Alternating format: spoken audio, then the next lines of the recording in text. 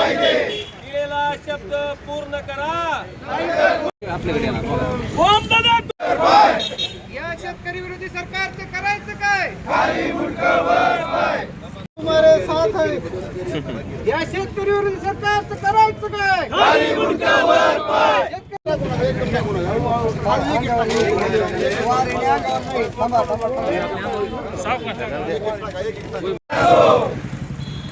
शेतकऱ्याची कर्जमाफी झालीच पाहिजे।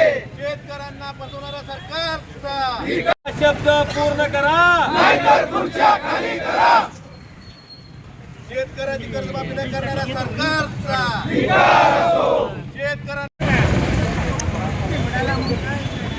शेतकऱ्यांना नोटीस पाठवणाऱ्या बँकेचा। ऑगस्ट महिन्यापासून आपल्याकडे अतिवृष्टी सुरू झालेली आहे। 14 ऑगस्टला पहिल्यांदा अतिवृष्टी झाली। त्यावेळेस समजा ऑगस्ट ह्याला जुना वाटत असेल, पण 26 सप्टेंबर जुना आहे का? मग तुम्ही असं काय जुन्या नोटीस आहेत म्हणून जर कोण ह्याला कमी त्याचं गांभीर्य कमी करायचा प्रयत्न करत असेल तर हे संवेदनशील किती आहेत शेतकऱ्यांविषयी हे दिसून येतं। आणि मुख्यमंत्र्यांना आमची एवढीच विनंती आहे की तुम्ही अजून वेळ घेताय। खरं तर कालच्या कॅबिनेटमध्ये आशा होती की काल निर्णय होईल, जाहीर होईल। आता ऑगस्ट महिन्याचं जून ते ऑगस्ट महिन्यामध्ये जी अतिवृष्टी झाली होती त्याचे पैसे आलेत, त्याचं वाटप सुरू आहे। ते 8,500नंच आलेत। ते पैसे खरं तर आपण पंजाबप्रमाणे मागणी केली होती त्याप्रमाणे काहीतरी होईल अशी शेतकऱ्यांना अपेक्षा होती, पण दुर्दैवानं त्या 8,500 रुपये म्हणजे 3400 रुपये एकर प्रमाणात पैशाचं वाटप सुरू आहे। मग कधी घेणार शेतकऱ्यांच्या बाबतीत निर्णय सरकार? मला एवढं सांगायचं की तुम्ही जुन्या नोटीस आहेत, आम्ही बँकेवर कारवाई करू, काय केली कारवाई हाही प्रश्न विचारायचा आहे। दाखवा का बँकेवर गुन्हा दाखल केल्यानं नोटिसा पाठवल्यामुळे। जिल्हा मध्यवर्ती बँकेसारखी बँकसुद्धा कालच आम्ही माहिती घेतली 1369 शेतकऱ्यांवर 101ची कारवाई प्रस्तावित केली। मग ह्या काही 101ची कारवाईनंतर ते जप्तीच होते शेतकऱ्याच्या जमिनीची। शिवसेना या संदर्भात आक्रमक राहील का? आंदोलन करणार आहे का? आम्ही आता सांगतो आज जाळलेलं आहे।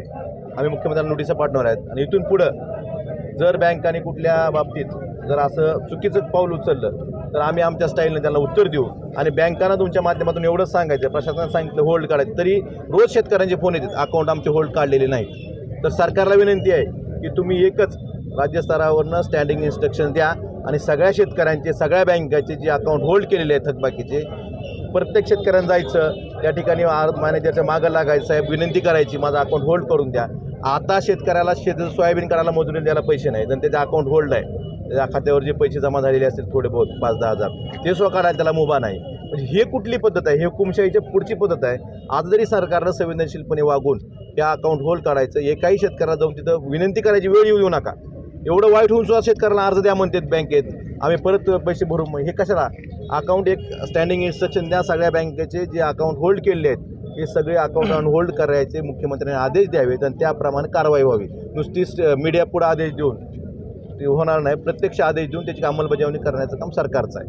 नवीन खासदार साहेबांनी शिवसेनेच्या आंदोलनाची भूमिका आपल्याला सविस्तर सांगितलेलीच आहे, पण कालपासनं आपल्या जिल्ह्यातनं आपल्या माध्यमातनं खरं तर मी आपल्या सर्वांचा आभार मानतो की तुम्ही आपल्या जिल्ह्याच्या नोटिसा शेतकऱ्यांना आल्या त्या आपल्या चॅनलच्या माध्यमातून दाखवल्या, मुख्यमंत्र्यांपर्यंत गोष्ट गेली। पण काल मुख्यमंत्र्यांनी आणि आजही प्रशासनानं असं सांगितलं गेलं की ह्या नोटिसा जुन्या आहेत, ऑगस्टच्या नोटीस आहेत असं सांगितलेलं, तर मी तुमच्या माध्यमातून ऐकलं। मला तुम्हाला एकच उदाहरण द्यायचं त्यातलं, हे शेतकरी आहेत बाळासाहेब सूर्यवंशी वेगळे, त्यांचा आपल्याला पोस्टाचा मेसेज येतो, तर त्या पोस्टाची मेसेज ह्या बुक झालेली आहे 23/9/25ला पाठवली आणि 26/9/25ला ह्यांना पोचली। हा टेक्स्ट मेसेज आहे, हे तयार तर कोण आणू शकत नाहीत। प्रशासन एवढं कसं बोलू शकतं की जुन्यात नोटीस आहेत? म्हणजे स्वतःची जबाबदारी झटकण्यासाठी, म्हणजे मुख्यमंत्री स्वतः काल बोलले की जुन्या नोटीस आहेत, मग 26 सप्टेंबरला मिळालेली नोटीस जुनी असू शकते का? हाच प्रश्न आमचा सगळ्यांना। हा मेसेज आहे, हा पुरावा आहे, हे शेतकरी आहेत। मग तुम्ही एवढं बोलून जर जुन्या नोटीस आहेत म्हणून जर हा वेळ मारून न्यायचा किंवा कुठेतरी शेतकऱ्यांच्या जखमीवर मीठ चोळण्याचं काम सरकारच्या आणि प्रशासनाच्या वतीने होत असेल तरी दुर्दैवी आहेत। मुख्यमंत्री महोदयांना ज्यांनी चुकीची माहिती दिली त्यांचा सुद्धा मुख्यमंत्री महोदयांनी तपास घ्यावा आणि सप्टेंबरच्या 26 तारखेला शेतकऱ्यांना नोटीस, एक उदाहरण आहे, मिळत असताना जर मुख्यमंत्री म्हणत असेल जुन्या नोटीस आहेत, 26 सप्टेंबर जुनं झालं का? आमच्या गावात पूर्ण मिळाले। आता ह्या नोटिसाची एक प्रत आम्ही सन्माननीय मुख्यमंत्री महोदयांना पण पाठवणार आहे। ते ज्यावेळेस माझ्या लोकसभा कार्यक्षेत्रामध्ये आले होते त्या दिवशी सुद्धा उजनी या ठिकाणी मी त्यांना अतिशय नम्रपणे सांगितलं की देवेंद्रजी ही कर्जमाफी देणं नितांत गरजेचं आहे. आम्ही काय दिलं, तुम्ही काय दिलं, तुमच्या सरकारनं काय केलं, आमच्या सरकारनं काय केलं हे बघत बसण्यापेक्षा आज शेतकऱ्याच्या हातात काय पडतंय याच्याकडं शेतकऱ्याचं लक्ष आहे. आणि म्हणून विरोधक सत्ताधारी हे राजकारण न करता मोठ्या मनानं तुम्ही त्या ठिकाणी कर्जमाफीची घोषणा आणि हेक्टरी 50,000 रुपयाची घोषणा करा. आम्ही सुद्धा तुम्हाला डोक्यावर घेऊन नाचू अशा पद्धतीनं मी त्या दिवशी देवेंद्रजींना बोललोय आणि त्यांनाही ह्या नोटिसाची प्रत पाठवली आहे. सुरू आहेत, नोटिसी आलेल्या आहेत, त्याला तात्पुरती स्थगिती जिल्हाधिकाऱ्यांच्या मार्फत देण्यात आलेली आहे, तसं पत्रक काढलंय आणि बँकेवर कारवाई केली असं सत्ताधारी पक्षाकडनं सांगितलं जाते. समाधानी आहात त्याच्यावर? आपण जर आता गावात गेलात आणि तुम्ही जर शेतकऱ्यांची मुलाखत घेतली तर शेतकरी तुम्हाला खालची वस्तुस्थिती सांगत. सरकारचा निर्णय फक्त तिथंच असतो खुर्चीवर टेबलवर बसून दिलेला अध्यादेश, त्याची अंमलबजावणी खाली होते का बघा ना. आपण होत नाही अंमलबजावणी. आज सुद्धा शेतकऱ्याला त्या ठिकाणी सतावलं जातं. आज माझ्याकडे काही शेतकऱ्याच्या रेकॉर्डिंग आपण म्हटलं तर दाखवतो.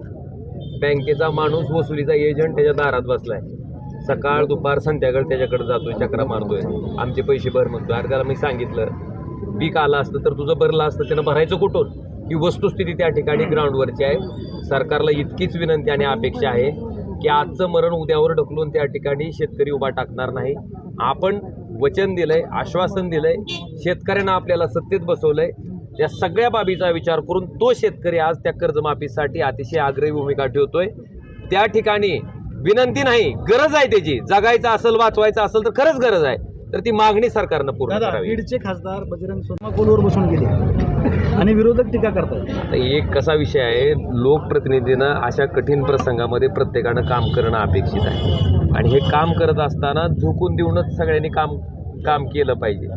मला वाटतंय त्यांनी तिथं जाणं, शेतकऱ्याच्या व्यथा समजून घेणं ह्या पण आपण बघितल्या पाहिजेत, ना की प्रत्येक गोष्टीकडे आपण निगेटिव्ह अँगलनं बघणं काय मला योग्य वाटत नाही. माझी एक माफक अपेक्षा आहे की लोकप्रतिनिधी असो, अधिकारी असो, त्या सगळ्यांना शेतकऱ्यापैकी आपण एक आहेत आणि त्यांच्या अडचणीच्या काळात आम्ही तुमच्या सोबत आहोत हा संदेश त्यांच्यापर्यंत पोहोचवण्यासाठी आपण त्यांच्यापैकी एक आहे असं समजून त्या ठिकाणी अगदी पाण्यात गरज पडली तर उतरून त्या ठिकाणी जाणं अपेक्षित आहे.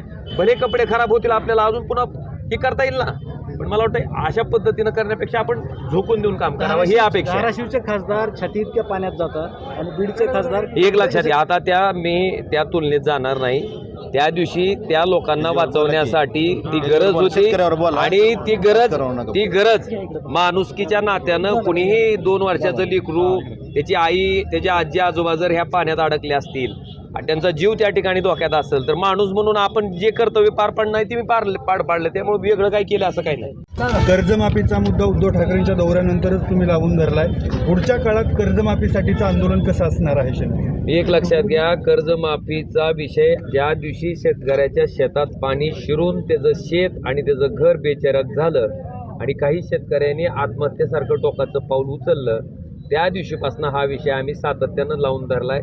आणि अपेक्षा इतकीच आहे की आता याला राजकारणाचं स्वरूप न येता गरज त्या शेतकऱ्याची म्हणून, त्या शेतकऱ्याची नड म्हणून, त्या शेतकऱ्याला उभा करण्यासाठीची आवश्यकता म्हणून सरकारनं ह्या मागण्या पूर्ण कराव्यात.